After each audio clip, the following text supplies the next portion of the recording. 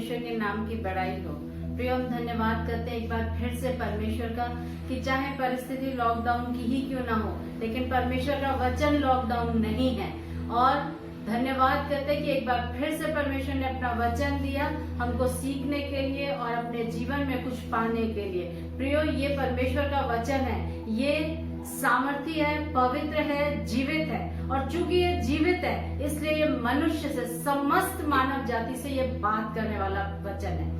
और ये उस जीवित परमेश्वर का वचन है जिस परमेश्वर ने समस्त सृष्टि को बनाया, सारे ब्रह्मांड को बनाया और यहाँ तक कि मनुष्य को भी अपने स्वरूप, अपनी समानता अर्थात अपने स्वभाव में अपने स्वयं के हाथों से बनाया।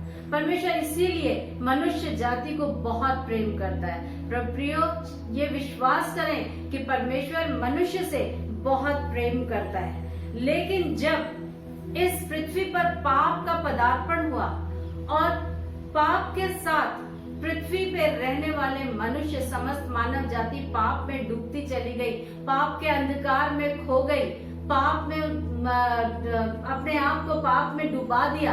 ऐसे समय में भी परमेश्वर ने अपने प्रेम को मनुष्य जाति के प्रति घटाया नहीं, बल्कि अपना स्वयं का बलिदान देने के लिए वो इस पृथ्वी पर मानव रूप में आ गए। और परमेश्वर का हम ये धन्यवाद करते हैं कि परमेश्वर आज भी हमसे प्रेम करता है। उस प्रभु ने अपने आप को हमारे खातिर, हमें पाप से छुड़ाने के लिए, मन फिराने के लिए अपने आप को बलिदान किया। परमेश्वर का धन्यवाद हो। और प्रभु हमारे साथ सदा हैं और रहते हैं और रहेंगे। और प्रियो, परमेश्वर मनुष्य से इतना प्रेम करते हैं कि मनुष्य के लिए वो योजनाएं बनाती हैं। पर पवित्र वचन में यिर्मयाह नामक पुस्तक के 29 अध्याय के 11वें पद में इस प्रकार से लिखा हुआ है, जो कल्पनाएं अर्थात जो योजनाएं मैं तुम्हारे विषय में करता हूँ उन्हें मैं जानता हूँ, वे हानि की नहीं वरन कुशल की ही हैं। कुशल की ही यानी कि कुछ और नहीं है, कुशल ही सिर्फ कुशलता की है और अंत में तुम्हारी आशा पूरी करूंगा।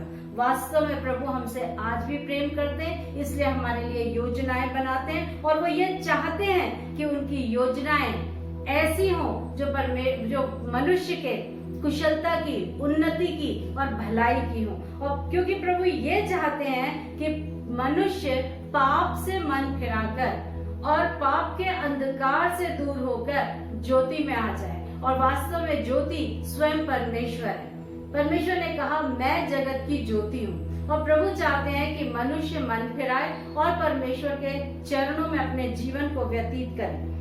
और सच्चाई तो ये है कि मनुष्य मन फिराना नहीं चाहता।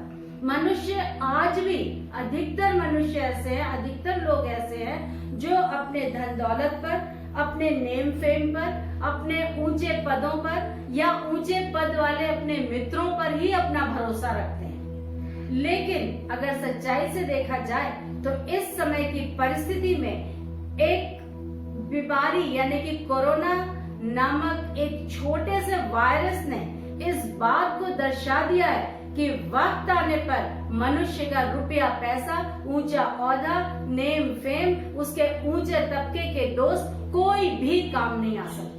लेकिन जीवन में अगर कोई चीज है तो केवल परमेश्वर है। अगर हम उसको अपने जीवन में लेते हैं तो सिर्फ परमेश्वर ही है जो हमको सारी दुर्घटनाओं से बचाकर, बीमारियों से बचाकर अपने में सुरक्षित रखने वाला परमेश्वर है। और प्रियो, अगर सच्चाई से देखा जाए तो हम अगर इस बात को देखें कि परमेश्वर ने हमारे लिए योजनाएं बनाई हैं और परमेश्वर ने सबके लिए योजनाएं बनाई हैं, लेकिन एक प्रश्न हमारे सामने आता है कि ये योजनाएं परमेश्वर हमारे जीवन में कब और कैसे पूरी करे। तो प्रियो, इसका एक तरीका है और वो ये है कि परमेश्वर के पवित्र वचन के भजन संहिता नामक पुस्तक के 84 अध्याय के 10वें पद में लिखा है कि तेरे आंगनों में का एक दिन और कहीं के 1000 दिनों से उत्तम है। यहाँ पर तेरे आंगनों में का एक दिन से मतलब है कि तेरी उपस्थिति अर्थात परमेश्वर की उपस्थिति में का एक दिन और कहीं के 1000 दिनों से उत्तम है। प्रियो, आप अपने जीवन में कहीं भी अपना सारा जीवन बिता दो, कहीं भी पाप में बिताओ, सिनेमा घरों में बिताओ, शराब खानों में बिताओ, जहाँ चाहे वहां बिता लो, लेकिन वहां वो चीजें नहीं मिल सकती आपको, अर्थात स्वर्ग की आशीषें या परमेश्वर की सामर्थ, परमेश्वर की आशीषें आपको नहीं मिल सकती। इसके अलावा परमेश्वर जो आपके लिए योजनाएं बनाता है, जो आपकी कुशलता की है, वो योजनाएं पूरी नहीं हो सकती।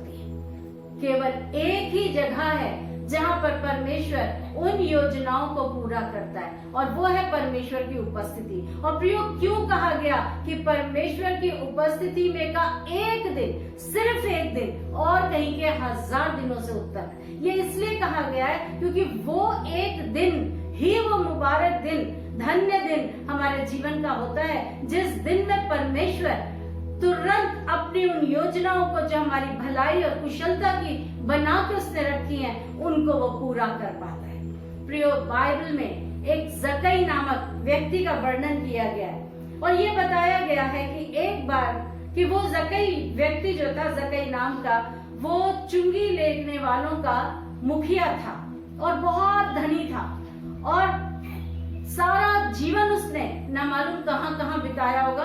रोज अपनी ड्यूटी पर जाता होगा, ड्यूटी के बाद मित्रों के साथ इधर उधर जाता होगा, कहां रहता होगा, क्या करता होगा, कुछ नहीं पता है।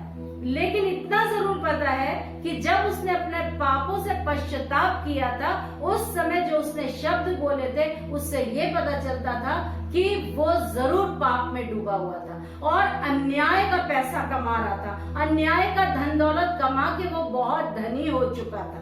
लेकिन एक बार ऐसा हुआ कि परमेश्वर उस जगह से, यरीहो नामक शहर में प्रवेश करने वाले थे, और उस रास्ते से निकल रहे थे जहां पर जक्कई था। और जक्कई के दिमाग में और दिल में एक बात आई सिर्फ कि क्यों ना आज प्रभु जब मेरे पास से, यहाँ मेरे सामने से गुजरेंगे, क्यों ना मैं अपनी एक नजर प्रभु पे डाल लूं, देखो जरा वो प्रभु यीशु मसीह कैसे हैं। और ऐसा सोच करके प्रियो, वो वहां चला गया, उस भीड़ में चला गया, जो भीड़ और भी लोग थे, यानी कि प्रभु को देखने के लिए खड़े हुए और भी लोग थे, उन्हीं के बीच में वो चला गया।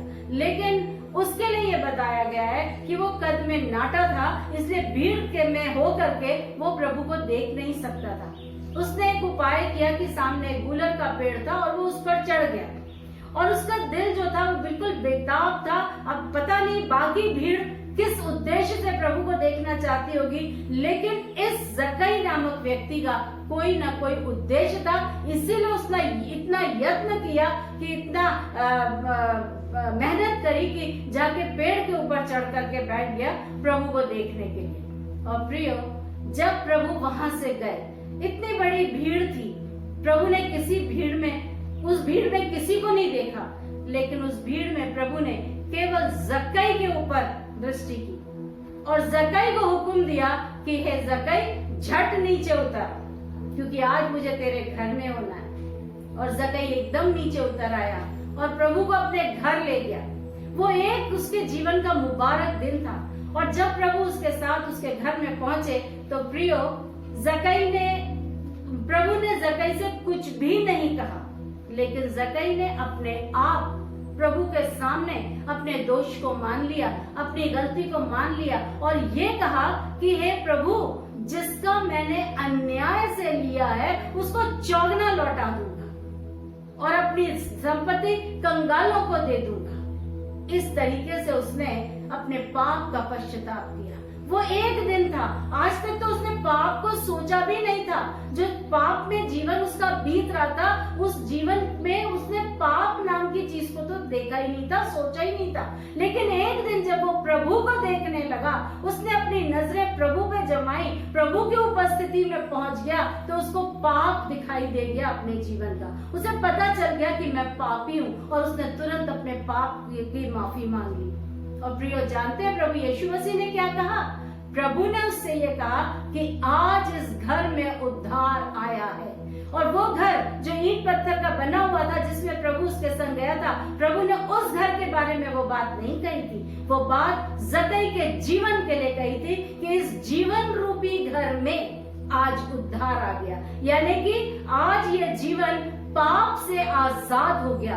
परमेश्वर के वचन में लिखा है, सबने पाप किया और परमेश्वर की महिमा से रहित है। जक्कई भी परमेश्वर की महिमा से रहित हो चुका था, लेकिन जब उसने एक दिन उसके जीवन का प्रभु की उपस्थिति में दे दिया, पापों का अंगीकार कर लिया, उसी दिन वो पाप से छूट गया, आजाद हो गया, उद्धार पा लिया और परमेश्वर की संतान बनकर परमेश्वर के राजघराने में शामिल हो गया। इसलिए प्रियो, परमेश्वर के आंगनों में का या उसकी उपस्थिति का एक दिन और कहीं के 1000 दिनों से उत्तम है, क्योंकि वही एक दिन हमको परमेश्वर की महिमा में वापस लाता है।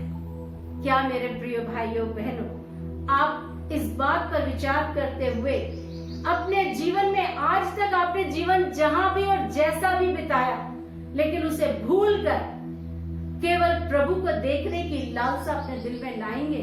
क्या आज आप प्रभु को अपने जीवन में लेने के लिए, अपने जीवन रूपी घर में उद्धार अर्थात प्रभु यीशु मसीह के बलिदान को लेने के लिए, क्या आज आप प्रभु की तरफ देखना चाहेंगे?